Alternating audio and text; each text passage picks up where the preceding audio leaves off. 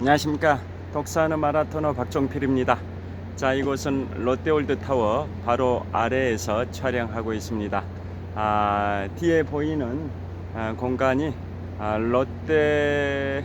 롯데백화점의 크리스마스 마켓이라는 시설이 지금 마무리 공사를 하고 있습니다. 자, 이제 오늘이 현재 시각 2023년 11월 22일 수요일 아침 6시 반 정도 됐는데요. 자, 크리스마스 마켓이라고 가건물 형태로 되어 있고 크리스마스 트리로 화려하게 장식이 되어 있습니다. 자, 이제 크리스마스가 한 달 남짓 남은 상태에서 롯데월드 롯데백화점에서 롯데월드타워 바로 앞에 이러한 시설물을 만들어서 연말 분위기를 연출하고 있는 것 같습니다. 제가 이동하면서 계속 촬영하도록 하겠습니다. 화이팅! 자, 오늘 방금 촬영한 건물이 롯데월드 타워였습니다. 123층 555m 높이 기준 세계 5위 규모 OECD 국가 38개 회원국 중에서는 가장 높은 빌딩 롯데월드 타워를 촬영했는데요. 지금 저층부를 다시 한번 촬영을 해 보겠습니다. 꼭대기까지 한번 보여드리겠습니다. 자, 롯데월드 타워입니다. 롯데월드 타워 바로 아래에서 촬영하고 있는데요. 123층 555m 높이 기준 세계 5위 규모 OECD 국가 38개 회원국 중에서는 가장 높은 빌딩 롯데월드 타워입니다. 다시 한번 보여드리겠습니다. 자, 잠실역 바로 옆에 있고요. 잠실 석촌호수 동호회 북쪽변에 있는 롯데월드 타워입니다. 자, 그리고 크리스마스 마켓이라고 지금 바로 롯데월드 타워 맞은편에 설치가 되고 있습니다. 자, 크리스마스 시즌이 시작이 됐습니다. 앞으로 한 달쯤 남긴 했는데요. 오늘 현재 시각 2023년 11월 22일 수요일 아침 6시 33분 됐습니다. 자, 오늘은 어떤 날이냐? 역사적인 날입니다. 미국의 역대 대통령 중에 최연소인 43세의 나이로 당선됐던 대통령 제35대 미국 대통령 존 F 케네디 대통령의 서거 60주년입니다. 존 F 케네디 대통령이 1960년에 미국의 35대 대통령으로 역대 대통령 중에 최연소인 43세의 나이에 당선이 됐는데요. 이듬해인 1961년 1월 20일 취임하고 취임한 지 2년 10개월 만인 1963년 11월 22일 텍사스주 댈러스에서 암살범 오스왈드의 총탄을 맞고 서거하셨는데요. 그로부터 오늘이 딱 60년이 된 날입니다. 현재 한국은 미국보다 13시간 정도가 빠른데요. 미국 기준으로는 이제 곧 11월 22일이 됩니다. 몇 시간 지나면. 그래서 오늘은 존 F 케네디 제35대 미국 대통령의 암살 서거 60주년이 된 의미 있는 날인데요. 바로 오늘 영화 나폴레옹이 미국에서는 개봉이 되고 대한민국에서는 12월 6일에 개봉이 됩니다. 자, 그래서 제가 나폴레옹 영화 개봉을 앞두고 최근에 계속 나폴레옹에 관하여 유튜브를 찍고 있는데요. 오늘 또 걸어서 출근하면서 나폴레옹에 관하여 말씀드리도록 하겠습니다. 자, 원래 영화 나폴레옹은 넷플릭스와 경쟁을 하는 애플 TV에서 1억 3천만 불의 제작비를 투자해서 제작을 했으니까 약 한국 돈으로 1,700억 정도 되는 제작비가 투자가 됐는데요. 애플 TV에서 스트리밍 하기 전에 극장판으로 오늘 미국 지역에서는 개봉이 되고 한국에서는 12월 6일에 대개봉을 하게 됩니다. 다 잘 아시다시피 리들리 스콧 감독이고 호아킨 피닉스가 주연 배우로 나폴레옹 역할을 하고요. 리들리 스콧 감독과 호아킨 스킨 배우는 호아킨 피닉스 그 주인공 배우는 과거의 영화 그 유명한 영화 러셀 크로우 주연의 글래디에이터에서 함께 호흡을 맞춘 적이 있습니다. 자, 그런데 당초 이 영화가 한국에서 개봉되는 12월 6일에 개봉이 되는데요. 당초에는 18세 미만 청소년 관람 등급 판정을 받았는데 다시 수정이 돼서 15세 이상 관람 가능으로 등급이 조정이 됐습니다. 그래서 15세 이상 청소년들도 관람이 가능하다라는 말씀인데요. 자, 왜 당초에는 관람 등급 18세 미만 관람 불가 등급 판정을 받았냐면 나폴레옹과 첫 번째 부인이었던 조제핀 간의 뜨거운 사랑, 성적 묘사가 매우 노골적이다 라는 선정성, 그리고 나폴레옹이 40번 승리를 했던 주요 전투 중에서도 6개 전투를 다루는 게 바로 이번 영화 나폴레옹의 핵심인데요. 그 전투 장면들이 너무나도 폭력적이다. 그리고 프랑스 대혁명의 시대에 나폴레옹이라는 영웅이 탄생이 됐는데요. 프랑스 대혁명 당시 단두대에서 처형이 되는 수많은 귀족들, 왕족들, 그러한 단두대에서 처형이 되는 그 장면이 너무나도 폭력적이고 공포심을 유발한다. 뭐 이런 이유 등으로 인해 가지고 당초에는 이 영화가 18세 미만 청소년 관람 불가 등급을 받았는데요. 다시 한국에서 이제 12월 6일에 개봉될 때는 그 등급 심사를 이제 다시 받기를, 그러한 선정적이고 폭력적인 장면이 지속적으로 유지되는 게 아니라 짧은 그 시간으로 빨리빨리 지나가는, 그게 지속적이지 않다. 선정적인 장면, 폭력적인 장면이 지속적이지 않다라는 이유로 15세 이상 관람 가능 판정을 받았습니다. 그래서 이제 15세면 대략 중학교 2학년, 3학년 이상으로 보여지는데요. 자, 그분들도 이제 볼 수 있을 것 같습니다. 자, 그러면 그리고 방금 촬영 시작했던 곳은 롯데월드 타워의 바로 앞에 있는 크리스마스 마켓이라는 그 크리스마스 트리로 장식된 그 구역을 통과했는데요. 어제 제가 걸어서 퇴근할 때 보니까 그곳이 정말 화려했습니다.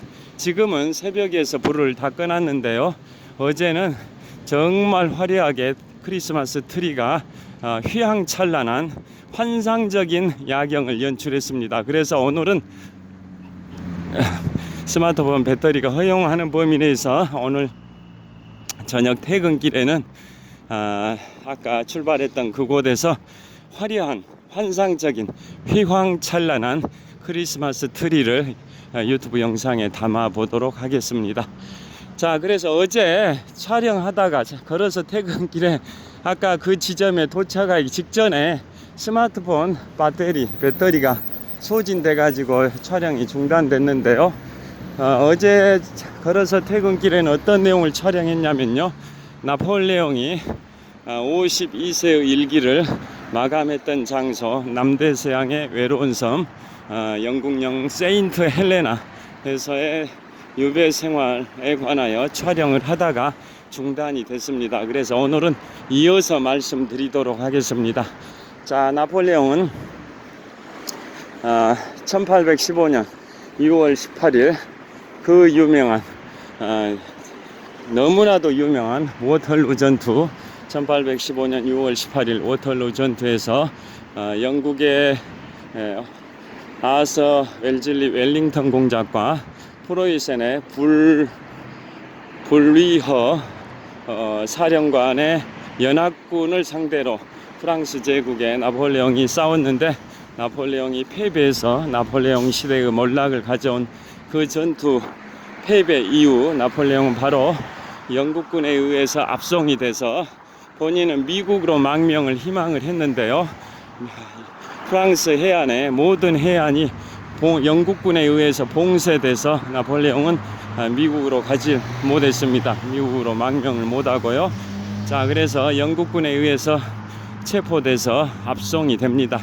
그래서 영국의 남서부 플리모스 항에서 약 5주 정도 배 안에 있는 상태에서 체류하다가 드디어 남대서양의 적도 아래에 있는 남반구 남대서양의 외로운 섬 영국령 세인트 헬레나로 유배를 가서 그곳에서 5년 반 정도 유배 생활을 하다가 1821년 5월 5일 52세의 나이로 파란만장한 삶을 마감을 했는데요.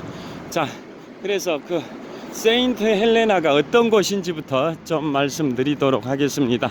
자, 세인트 헬레나는 자, 우리가 대항해 시대라고 다 잘 아실 겁니다. 포르투갈, 스페인을 필두로 해서 네덜란드, 영국 이러한 순으로 이어지는 대항해 시대가 있었는데요. 그 당시에 이런 말이 있었죠. 바다를 지배하는 자가 무역을 지배할 수 있고 무역을 지배하는 자가 세계를 지배할 수 있다라는 캐치프레이즈가 있고 그 유명한 말이 있는데요. 그러니까 5대양 6대주 시대에 대항해 시대를 열었던 나라가 바로 포르투갈과 스페인이라는 거 다 잘 아실 겁니다. 그래서 그 당시 스페인에서는 이탈리아 제노바 출신의 크리스토퍼 콜럼부스를 통해 가지고 신대륙을 발견한 게 1492년이고요. 그 이후로 스페인은 아메리카 대륙을 중남미 지역을 다 석권을 했고요. 반면에 포르투갈은 계속 남쪽으로 아프리카의 서안을 통해서 좋은 아프리카의 최남단 희망봉을 거쳐 가지고 인도 항로를 개척한 나라는 바로 포르투갈이라는 거 다 잘 아실 겁니다. 그러니까 스페인의 크리스토퍼 콜럼부스, 이탈리아 제노바 출신인데요. 크리스토퍼 콜럼부스가 신대륙을 1492년에 발견을 했는데요. 그보다 4년 앞선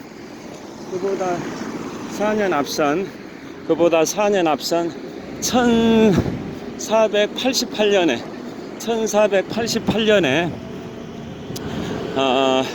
포르투갈의 바스코 다가마라는 사람이 아프리카의 최남단 희망봉을 발견했습니다. 아프리카의 최남단 희망봉을 포르투갈의 바스코 다가마가 1488년에 발견을 하고 그로부터 4년 후에 스페인의 크리스토퍼 콜럼부스가 바로 신대륙을 발견한 역사가 있는데요.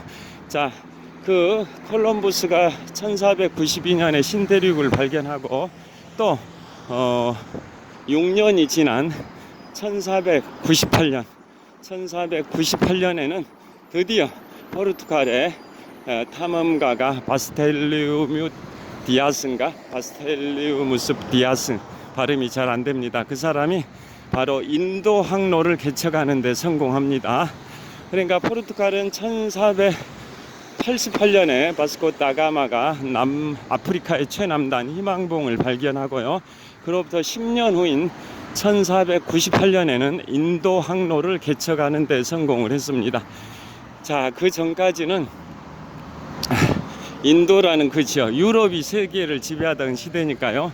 인도라는 지역까지 진출을 하는 데 있어서는 육로를 통해서 페르시아 이런 중동 지역을 경유해서 육로를 통해서 무역을 했는데요. 이젠 드디어 바닷길이 열린 거죠.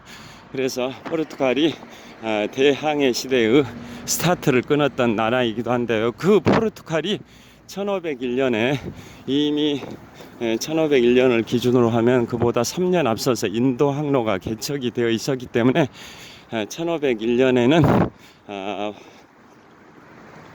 그 포르투갈의 무역선이 이제 아프리카의 최남단 희망봉을 경유해서 인도를 갔었습니다. 그래서 인도에서 향신료 등 무역 물품을 다 배에다 싣고 다시 포르투갈로 귀환을 합니다. 그래서 유럽에다 그런 것들을 팔려고.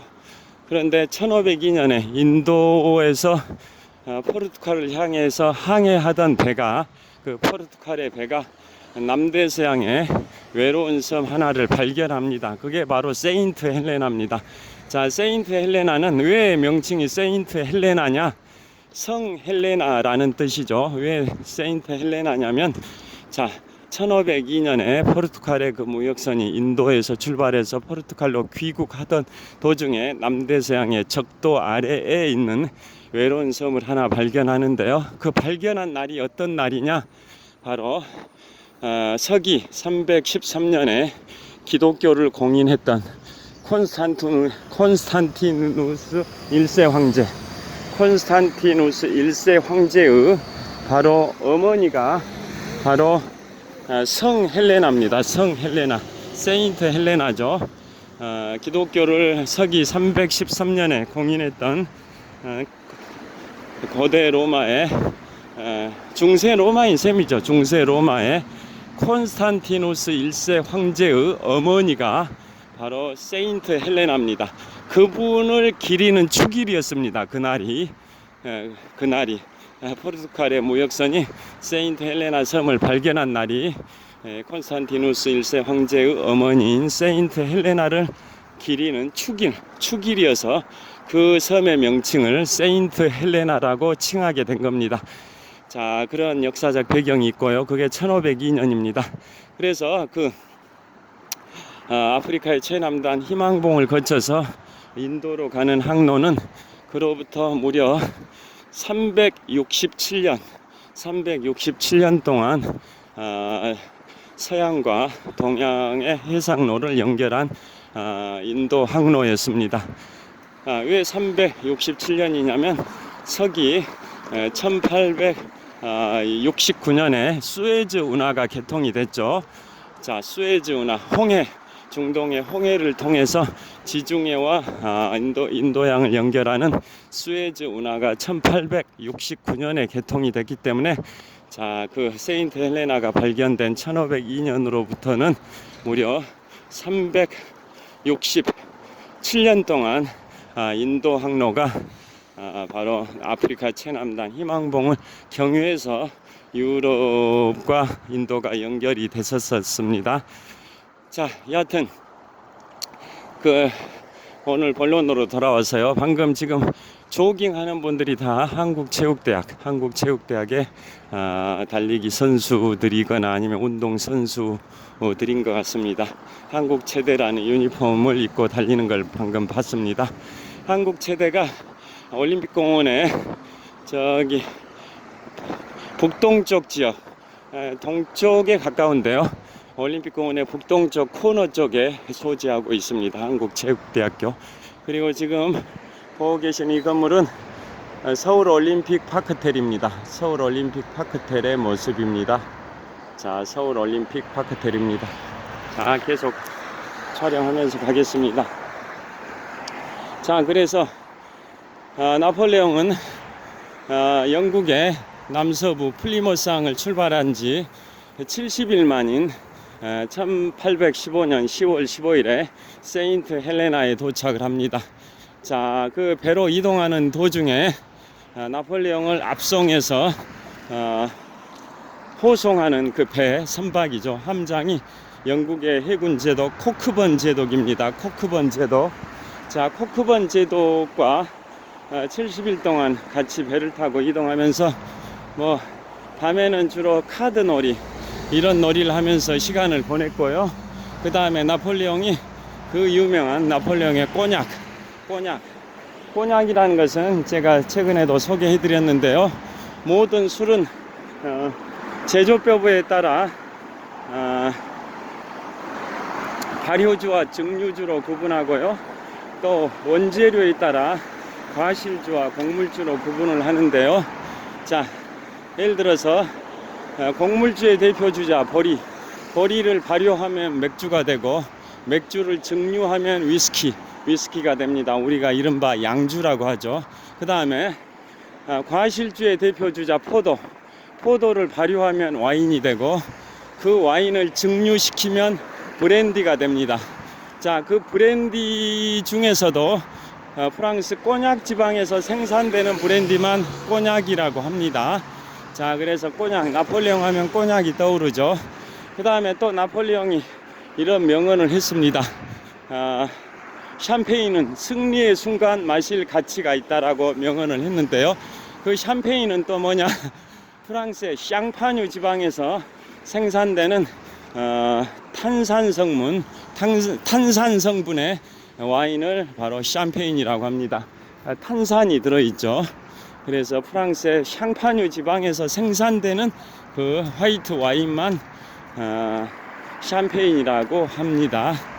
자, 여하튼 나폴레옹은 70일 동안 호송되는 과정에서 배 안에서 영국의 해군 제독 코크번 제독과 함께 카드놀이 뭐 이런 걸 하면서 시간을 보냈고, 나폴레옹이 압송되기 전에 배에다가 프랑스의 꼬냑, 브랜디 중에 최고의 브랜디인 꼬냑을 배에다 싣고 호송이 됐습니다. 그래서 나폴레옹은 배를 타고 70일 동안 항해하는 동안 영국의 그 승조원들에게 꼬냑을 맛보이기도 했습니다. 그런데 식사 도중에 영국의 해군 제독 코크번 제독과 식사 도중에 나폴레옹이 자기가 먼저 식사했다라는 이유로 자리에서 일어나 버리니까 그런 게 여러 번 있었는데요. 영국의 해군 제독은 굉장히 불쾌해할 수도 있는데 코크번 제독은 이해를 했다 합니다. 왜냐? 나폴레옹이 약 20년 정도 유럽 대륙을 평정했던 프랑스 제국의 나폴레옹 1세 황제로서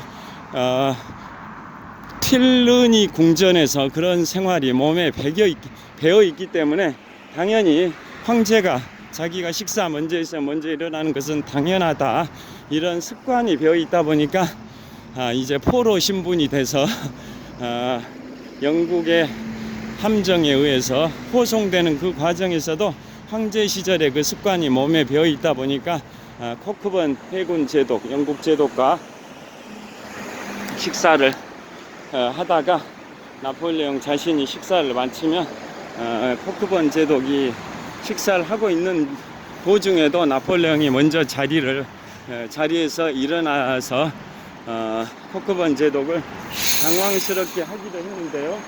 그게 황제 시절의 습관이 몸에 배어 있어서 그게 자연스럽게 나왔다라고 생각하고 영국의 해군 제독 코크번 제독은 이해를 했었다고 합니다. 그리고 드디어 이곳은 서울 아산병원 사거리 정도 됩니다. 자, 저를 한번 비춰보겠습니다.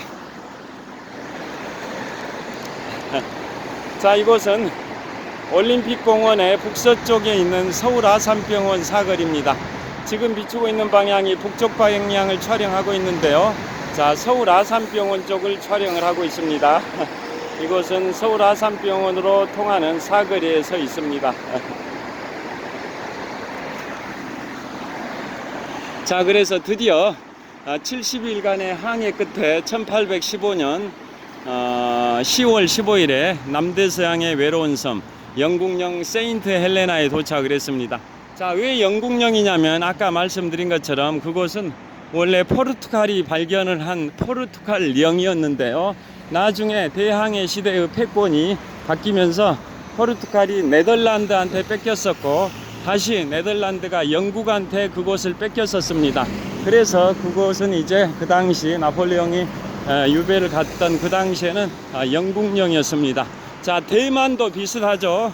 중국과 갈등을 겪고 있는 타이완, 대만도 원래 처음에는 포르투갈이 그곳을 점령했다가 나중에 네덜란드한테 넘어갔다가 나중에는 이제 영국으로 넘어가는 그런 우여곡절이 있었듯이, 자, 세인트 헬레나도 마찬가지입니다. 대항해 시대의 패권이 바뀐 결과입니다.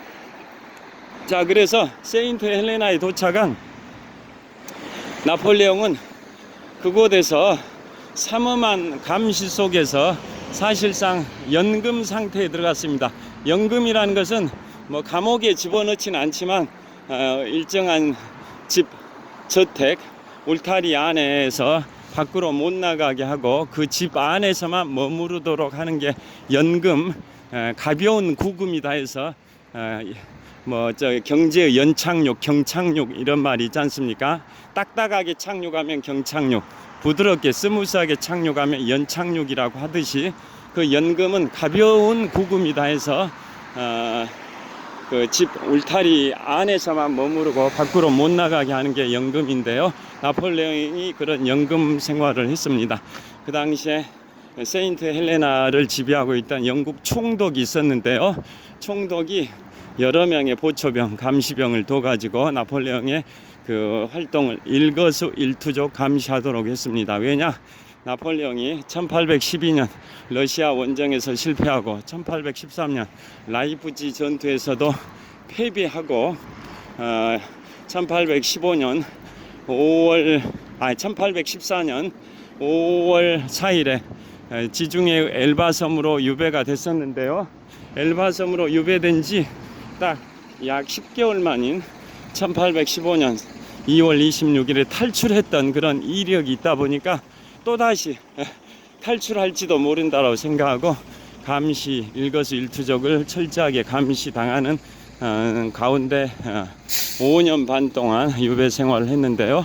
그 엘바섬은 이탈리아 지중해의 그러한 엘바섬은 지중해의 그러한 섬과 달리 지중해에 있는 엘바섬은 육지에서 가까웠죠. 샤르데냐라는 큰 섬, 또 그보다 또 나폴레옹이 태어났던 코르시카 섬, 뭐 이런 데에서도 가까웠기 때문에, 또 이탈리아 반도 본토에서도 가까웠기 때문에 나폴레옹이 탈출이 비교적 쉬웠을 수도 있는데요. 자, 이것은 풍납사거리입니다. 저를 비춰보겠습니다. 자, 이곳은 풍납사거리입니다. 자, 풍납사거리에서 촬영을 하고 있습니다. 자, 엘바섬은 육지에서 가까워서 탈출이 비교적 쉬울 수도 있었는데요. 그에 반해서 세인트 헬레나는 어떤 섬이냐?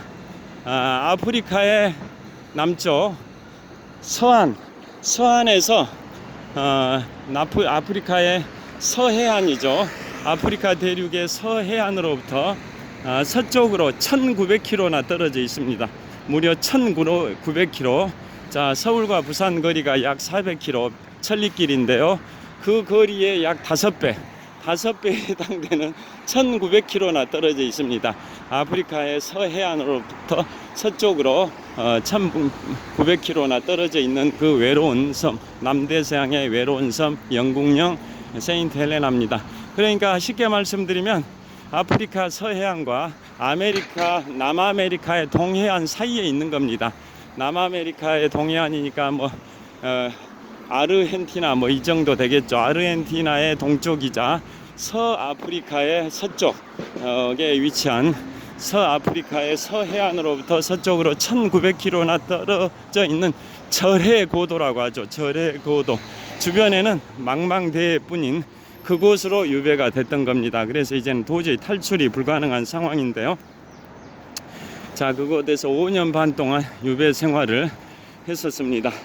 자, 그러면서 나폴레옹도 명언을 남겼듯이 커피가 유일하게 거기에서 즐거움을 찾을 수 있는 낙이었습니다. 즐거울 낙이었습니다. 거기에서 5년 반 동안 47세에 그곳에 들어갔다가 52세의 생을 마감했는데요. 그곳에서 유일한 낙이라고는 커피였습니다. 그래서 지금도 그곳의 커피, 세인트 헬레나의 커피, 그곳이 버번 아라비카 커피 품종이죠. 버번 아라비카 품종의 그 커피는 지금도 고가에 거래가 되고 있는 품목입니다. 참고로 전 세계 무역량 중에 1위 품목이 뭘까요? 퀴즈입니다. 퀴즈. 전 세계 무역량 중에 1위 품목 바로 원유입니다. 원유, 석유. 두 번째가 커피입니다. 커피.